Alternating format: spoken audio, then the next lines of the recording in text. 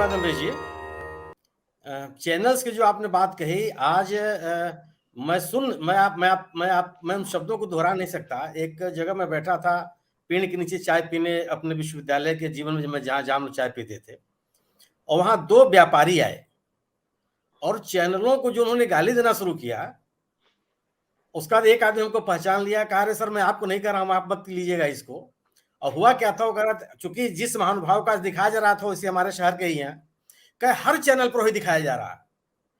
क्या मैंने इस देश में और कोई समस्या है नहीं। था क्या कि अतीक अहमद की पेशी है कोर्ट में और उनको लाया जा रहा था गुजरात से।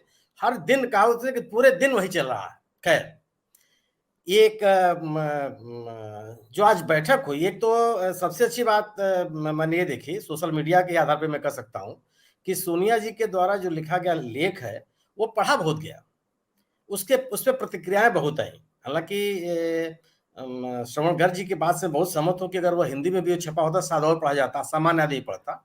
लेकिन जो समाज को इन्फ्लुएंस करने वाले लोग हैं, समाज में एक जागरूक तबका है, उसने पढ़ा उसको खूब है, उसमें प्रतिक्रियाएं बहुत आई। इस आधार वो तमाम जगहों पर देख करके ही मैं बात कर सकता हूँ। जो आज की बैठक थी वह विपक्षी एकता के संदर्भ में वह समय की मांग थी। जिस तरीके से यह बात फैलाने की कोशिश की जा रही थी कि विपक्षी एकता संभव नहीं है और विपक्ष के जो दल हैं उनके अपने अपने निजी स्वार्थ है विभिन्न राज्यों में, वह एक साथ आने की स्थिति में नहीं बनेंगे और केंद्रीय एजेंसियों का दुरुपयोग या सदुपयोग करके उनको आने भी नहीं दिया जाएगा। एक तरह का एक नरेशन बनाने की जो कोशिश की जा रही थी, इस क्रम में यह जो बैठक थी और उसमें नीतीश कुमार जैसे व्यक्ति की उपस्थिति थी, यह बहुत मायने रखती है। इसका संदेश बहुत दूर तक गया है और ये उसी क्रम की शुरुआत है। अगर आप देखिए तो नीतीश कुमार जब अपनी ये एक यात्रा निकाल रहे थे बिहार में और जो बातें जिस तरीके से वो बात कर रहे थे, उस समय से भी ये बात मजबूती के साथ कही जा रही थी कि विपक्षी एकता के ऊपर जो नीतीश कुमार की पहल है वह दूर तक जाएगी, उससे लौटने वाले नहीं है। लेकिन चूंकि वो बात बिहार तक ही सीमित थी, बहुत दूर बाहर निकल नहीं रही थी, इसलिए उसकी चर्चा बहुत नहीं थी। लेकिन नीतीश कुमार ने बड़ी दमदारी के साथ अपने पूरे समाधान यात्रा उसका नाम उन्होंने दिया था, उस दौरान भी विभिन्न जगहों पे जो उन्होंने बात की उसमें इस विपक्षी एकता के बारे में जब मजबूती के साथ बात कही। कांग्रेस ने बहुत ढंग से किया कि नीतीश कुमार को आए करके इस विपक्षी एकता को ताकत देने की जो कोशिश की है, यह भी एक राजनीतिक जरूरत है, क्योंकि ढेर सारे ऐसे दल हैं जो कि जिनको हो सकता है कि कांग्रेस के साथ सीधे बातचीत करने में सुविधा हो। और नीतीश कुमार के पहले अगर आप याद कीजिए तो स्टालिन से बात किया था मल्लिकार्जुन खड़गे जी ने, और वह बातचीत भी बहुत ही जो उस बैठक के बारे में जो चर्चाएं आई वो भी बहुत ही परिणाम दायक रही हैं और वह लोग जो भारतीय जनता पार्टी की राजनीति और नीति से असंतुष्ट हैं उनके लिए बड़े उत्साहवर्धक है। अनिल जी ने एक बात कही कि उत्तर प्रदेश को लेकर के इनको अनिल जी को यह शंका है, यह बिल्कुल शंका उनकी निराधार नहीं है। लेकिन मुझे लगता है कि ये जितने भी दल हैं, मैंने सम्मानित बहन जी को छोड़ करके कोई भी ऐसा दल नहीं है जो साहस कर पाएगा कि एक साथ ना आवे। और अगर वो नहीं अगर आएगा वो, तो मेरा अपना मानना है कि उनका अपना वोट बैंक खिसक जाएगा। अगर उस समूह में आगे जाकर के आप बात करें, इन जो इनका परंपरागत मतदाता है, जैसे समाजवादी पार्टी को लेके हम सब अधिकांश लोगों के मन में संदेह है।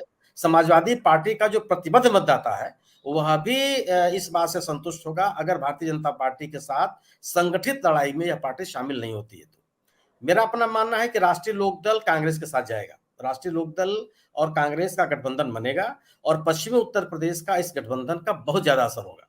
मेरा भी मानना है कि पश्चिमी उत्तर प्रदेश में जो चंद्रशेखर रावण है वह राष्ट्रीय लोकदल और कांग्रेस के गठबंधन के साथ ही जाएंगे और इस गठबंधन का भी पूरे के पूरे मतलब मेरा मानना है कि गाजियाबाद से लेकर के और कानपुर तक की स्थिति रहेगी कि इस गठबंधन का बड़े व्यापक असर दिखाई पड़ेगा।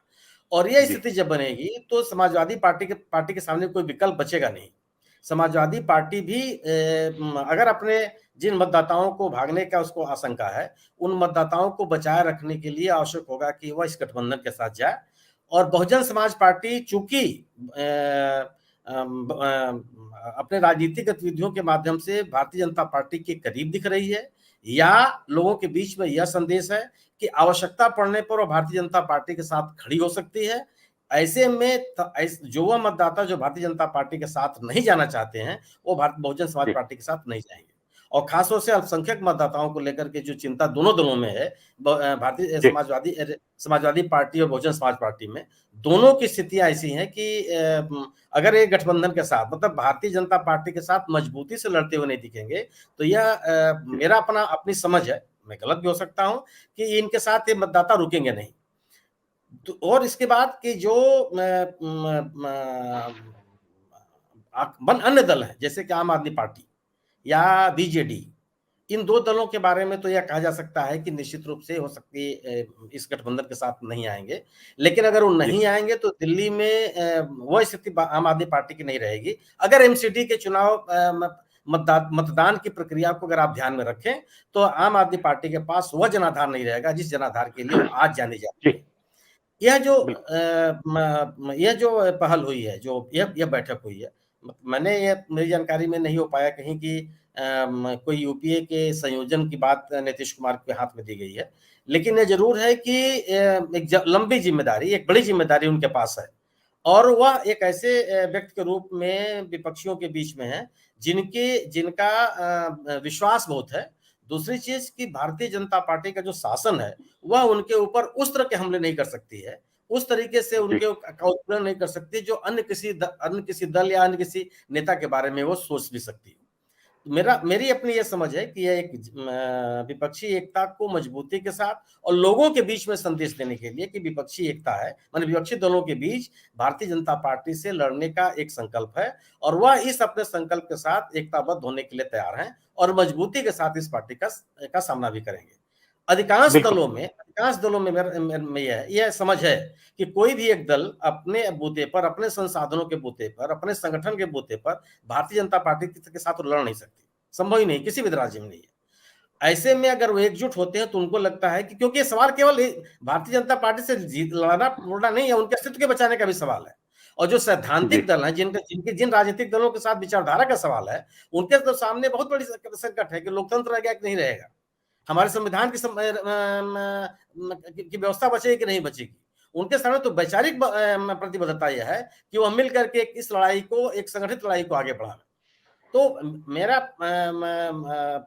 अपना मानना है कि यह विपक्षी एकता की बात बड़ी मजबूती से बढ़ेगी और अधिकांश दल एक साथ आएंगे। यह जरूर होगा कि जिन राज्यों में जो भी राजनीतिक दल हैं, जिस फार्मूले की बात नीतीश जी कर रहे थे कि जिन राज्यों में जो राजनीतिक दल मजबूत है वह आगे होगा और बाकी दल उनके सहयोग के साथ आएंगे। और इसी फार्मूले पर मेरा मानना है कि अधिकांश दल भारतीय जनता पार्टी के खिलाफ एकजुट होंगे और अपनी लड़ाई को आगे चलाएंगे। जी बिल्कुल, आपने उत्तर प्रदेश की बात की तो एक जो मैं उदाहरण देना चाहूंगा, वीपी सिंह का एक दादरी आंदोलन था, मैंने कवर किया था, पूरा यूपी घूमा था। उसके बाद जनमोर्चा गठबंधन में 2 दर्जन दल थे, 2 दर्जन, उनके अलावा सपा, बसपा और भाजपा लड़ रही थी। 1 सीट मिली थी। तो जो संख्या बल होता है राजनीतिक दलों का, वो मिल जाने से सीटों में तब्दील हो जाए, ये जरूरी नहीं होता है। और मायावती जीत के आ गई, जो कहीं थी नहीं, परिदृश्य में ही नहीं थी। तो ये सारा मामला जो है थोड़ा अलग है। समाजवादी पार्टी का अपना एक गठबंधन है और बड़ा मजबूत किस्म का गठबंधन है। कांग्रेस के साथ लोकदल वाली जो आप बात कर रहे हैं जाने की, इसकी जानकारी खैर मुझे नहीं है, हो सकता कुछ हो जाए, लेकिन हमें लगता है कि जैसे उत्तर प्रदेश है, बिहार है, उत्तर प्रदेश की स्थिति बिहार से बहुत अलग है। उत्तर प्रदेश में 1-2 दल ऐसे हैं जिनके पास, बसपा अब उस स्थिति में नहीं रही, बसपा का वोट बैंक बिखर रहा है। तो ये लड़ाई भी भाजपा, सपा और भाजपा के बीच में चल रही है। अरुण जी, मैं आपके पास हूं।